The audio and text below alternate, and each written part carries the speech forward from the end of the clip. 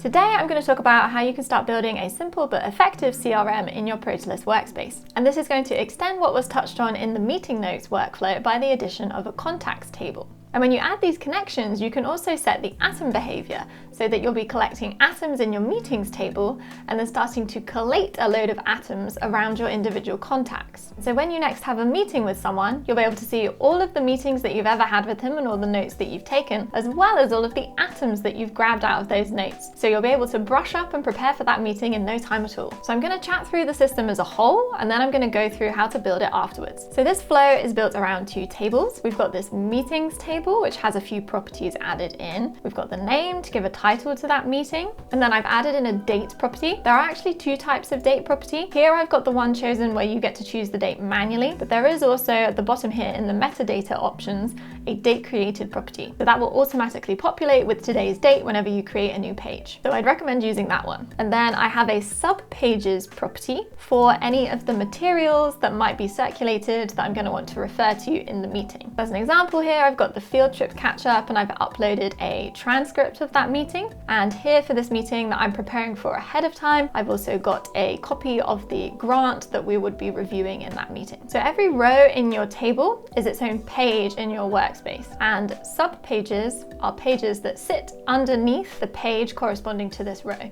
And then of course we have an atoms property which will display all of the atoms captured from these pages. And just to pull on that whole sub page relationship, I've got an atom here which was captured from the field trip catch up page. And then underneath, I've got the transcript, and this symbol here indicates that transcript is a sub-page. So any atoms that you capture from a sub-page of this page will also display here. And then lastly, we have a linked table property. And this connects my current table to another table in the workspace. And so here it says linked table, and then I've chosen another table in my workspace, and that happens to be the contacts table. And so when you link two tables together using this linked table property, when you click into the box, you'll be given a list of all of the pages or rows in that linked table for you to choose from. So you could add as many people as you wanted to reflect who was attending your meeting, provided that they're in your contacts table. And if there's anyone attending the meeting that doesn't yet exist in your contacts table, you can start typing their name, and then you can use this add that person to your contacts table, and it will add them into your contacts table and also add them into this box. So if we open up this row of the table, you can see that I've set that up as a text editor page and have added in some notes from that meeting. And then I've highlighted the text and saved the action section as an atom. So if I just grab another atom, just to recap on capturing atoms, that has created an atom from this notes page. And these display in that atoms property of the table. And because this page is a row of a table, we can view all of the columns of that table by expanding this properties menu. So you can see those columns and properties that I just went through all list here, and you can see a list of all the atoms. And that new bit of text that I highlighted and captured as an atom is displaying that. And if you've added any extra materials that you'll be referring to during your meeting, you can open them up in split screen by control clicking on them. Let me close that menu using those double arrows. You can highlight text and capture atoms, and that will save that piece of text as an atom that you'll be able to view in that atoms property in the table. And you can also add text into your notes. So if I find another bit of text in this subpage, highlight it, rather than clicking capture atom, what I can do is drag and drop it into the page. And this adds that text into my notes page, also saves it as an atom, and then adds this in-text citation. So if I close that page, whenever I come back to these notes, I'll be able to click on that citation. It will take me back to exactly where that piece of information is and came from. So I've saved a few atoms from this notes page. If we jump back into that meetings table and look at the atoms property, we can see that those further atoms that I captured are there, as well as the other atoms that I captured from that subpage. Okay, let's take a look at the contacts table. So that's the other table in this workflow. Trevor, who I added most recently earlier, has appeared in this contacts table now. And so here we've obviously got the name property for everyone that I'm adding into the contacts table. I've chosen to add role and organization as some further information that I want to have to hand about each of my contacts. And then there's also the linked table property showing that this table has been linked to the meetings table. And so over time, you'll build up this list of all of the meetings that you've ever had with anybody. And you can also set up this relationship between the two linked tables so that in the contacts table, you'll be able to view all of the atoms from all of the meetings that a particular person has been in. So in the linked table property options, at the bottom, there is a drop-down setting. And here is where you can set the atom inheritance to inherit atoms from meetings, pass atoms to meetings, or to not inherit atoms at all. And so here we've got it set up to inherit atoms from meetings. And so what this means is when you open up any one of your contacts, you'll be able to see all of the atoms from all of the meetings that they've attended. So at the top here, we've got those properties that I just chatted through, including a list of all of the meetings that this contact has attended. And if we scroll down to the bottom, there's the atoms section of this page, which will display all of the atoms from all of those meetings. And this means that it's really quick for me to find and access all of the important information from previous meetings with this person. So I haven't got to spend ages going through all of my folders and files to find the relevant meeting notes so that I can refresh on where we got up to and prepare for that meeting. So let's go back to the meetings table and see this in action. So say we've got another meeting happening with Sarah. So I'm going to add a new row into the table. I have applied a sort to this table by date, so it's added it at the bottom.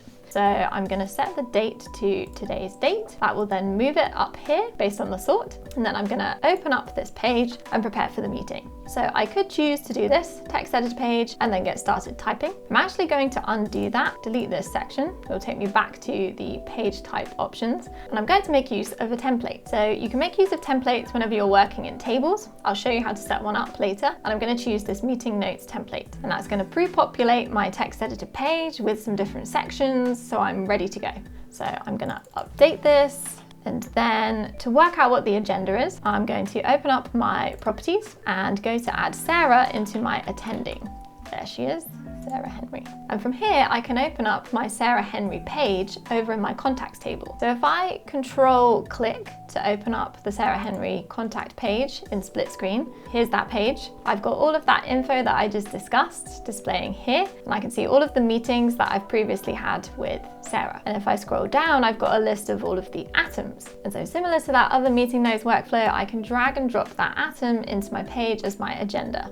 Let me close that menu there so we see more of this page. And this is a super quick way to prepare for your meeting. Make it look like you're on top of everything, because we're often working across multiple projects and it's really hard to keep all of those details in our heads. So by linking those tables and setting the atom inheritance, you start to be able to collate your atoms around your contacts so that you'll always be able to access all of the important info from every meeting you've ever had with them whenever it's time to prepare for your next meeting with them. And next, I'll go through setting this up from a completely blank workspace.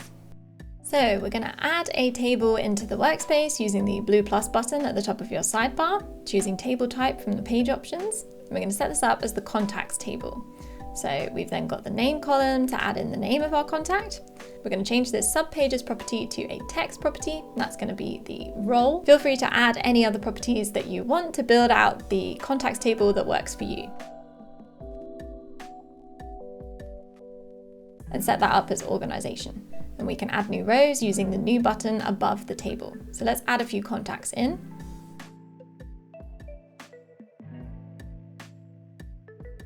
And then we're going to add a second table into the workspace for our meetings.